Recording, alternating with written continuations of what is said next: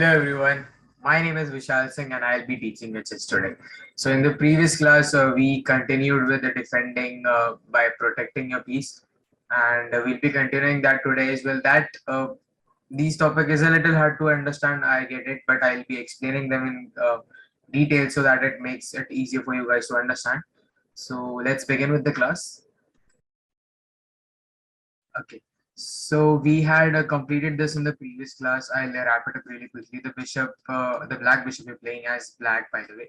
So your bishop had absolutely no escape. Doesn't matter where it moves. It was either killed. Uh, it was killed. It was captured in any way you move in any way. So it was not an option for it to escape. So we had to protect it. How did we protect it? Using the bishop here at moving the bishop to f6. By moving it to f6, it was then protecting our bishop from the rook. Got it? So this was about the last puzzle that we did. Let's move on to the next one now. All right. So here you're playing as white. Okay. Pause the video. Think of a solution and then come back and let's see if your solution was right or was it close or was it bang on. All right. So you're playing as white over here, and the obvious piece that is under attack is your knight. Why? It is quite obvious, right? We can see that none of the other piece seems to be under attack. Uh, this pawn is, but then it is supported by another pawn, and definitely no one would sacrifice a rook for in exchange of a pawn. Okay, so obviously your knight is under attack. It is not supported or protected by anything. Let's see what are the options it has. So these are the 8 possible places. Now, out of these 8, uh, 1, 2, 3, 4, 5. So five of your own pieces are occupying the possible blocks that your bishop can, that your knight can jump to. So 5 of these options are out of the way. Okay. So now you have 3 options remaining. So moving here at e5, not a good option. Why? The pawn here at f6 can directly capture our knight for absolutely free. We do not want that. Capturing this pawn here at g5, again not a good option. Why? The same pawn here at f6 can again capture our knight, and we do not want to exchange a pawn for a knight. That would be a completely unfair trade.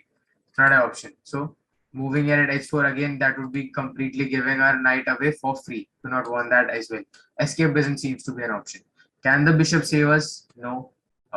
First of all, even if it could have, it would have taken it a lot of moves to just to save us. But again, the bishop is in a black box, the knight is in a white box. So utilizing this bishop would be impossible to save our knight. Utilizing the rook again would take us a lot of moves. Till the time it reaches here to c1, the knight will be would have been captured already. So definitely not a good option. The only piece we can rely on at the moment is the king. Remember, I told you in the previous class, utilizing the king is actually quite important. So the answer to this situation is very simple, knight to g2.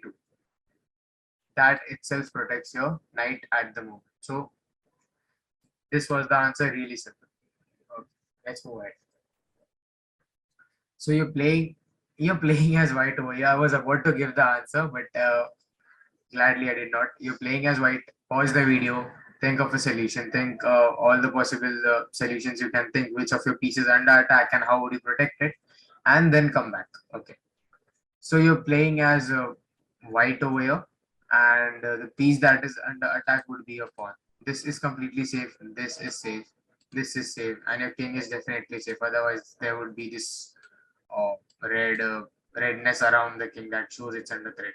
So only your pawn here at c7 seems to be under threat and under danger. So how do we protect it? We cannot move our rook to f7. Definitely no. Why? Because the enemy king can capture our rook. Not a good move, right? We will lose a rook plus a pawn. Definitely not a good move. We could have moved our rook to c3 if the knight was not present over there in order to save our pawn, but our knight is present over there. We cannot jump on our own piece, so not an option. Even if we try to move the knight away to bring our rook over here, our pawn would have been captured by the first move till we move our knight over here. Not a good option again. What can we do? Utilizing this rook is out of the option. The pawn can never possibly reach there in time. Not an option.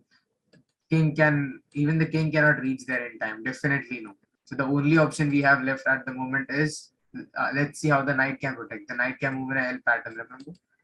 So once it reaches d5, then it has an attack range over c7, meaning if the knight, if we move our knight to d5 over here in one move, it will then be, then it will then will be supporting our pawn here at c7. So that is the correct answer. So the answer to this situation is quite simple. It is knight to d5. Got it? Very simple. Okay, let's move ahead. Okay, these are a little tricky one. Let's see if you can get it. You're playing as black over here, and it is quite visible which of your pieces under attack. I will still not mention it. I want you guys to look at it. So, and it is a little tricky. So tell me, how would you protect your piece that is under the threat? You're playing as black, remember. So go pause the video, think about it, and then come back. Okay. So as I mentioned, you're playing as black, and the piece that is under attack at the moment is your knight. It is not protected by anything, and it will be killed if, even if we move it anywhere, it will be killed, and if we do not move it anywhere, it will be killed. Why? Let's see. Okay, so we cannot jump on our own piece, moving to b5 out of the option. Moving to c6 and e6, not an option. Why? The white pawn has an attack range over these two blocks, so moving to any of them would be a definite death for the knight. Moving here at f5, again not a good option. The enemy bishop will then capture a knight. Definite no. Moving here at f3, again the enemy bishop can capture. It's not a good option. Moving here at e2 can be a possible option. Okay, so this is one possible option. Yeah. So moving here at c2 is not a good option. The king can easily capture us, and moving here at b3 definitely no. Why? The pawn can capture our knight.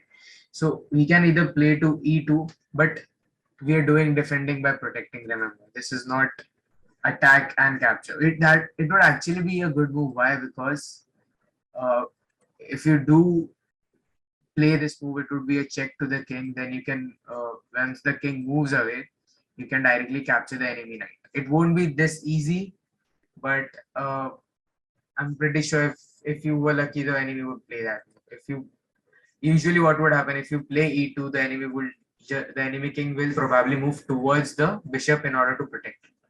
But okay, we are doing protecting our knight using some other piece. Okay, so that would have been a good move, but we do not want to play that at the moment. Okay, so the simple answer would be, let's see. So you have a knight which is in a black box. You have a bishop in a black box. Can we utilize a bishop? Correct, right? We can. Why? Because it is in a black box. But can it reach in a single move? Can the bishop just move around and reach there in a single move? No, right? By the time it just moves over here, then the enemy bishop will take out our knight. So, no, not a good option. Can we utilize the pawns? Definitely no. Even none of these pawns will be useful at the moment to save the knight. So, what can we do in this situation? Even the king cannot reach there in time if it wanted. So the answer would be quite simple. You do not have to get your bishop around. It is already in the line, or in the diagonal line, in the same path to protect your knight. What you have to do is to get rid of a piece, not get rid, basically move away the piece, your own piece that is blocking the path. Currently the path is being blocked by what?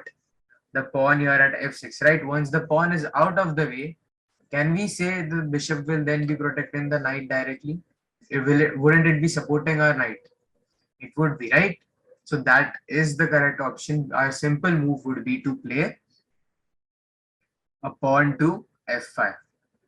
As soon as you play pawn to f5, you're also attacking the enemy bishop.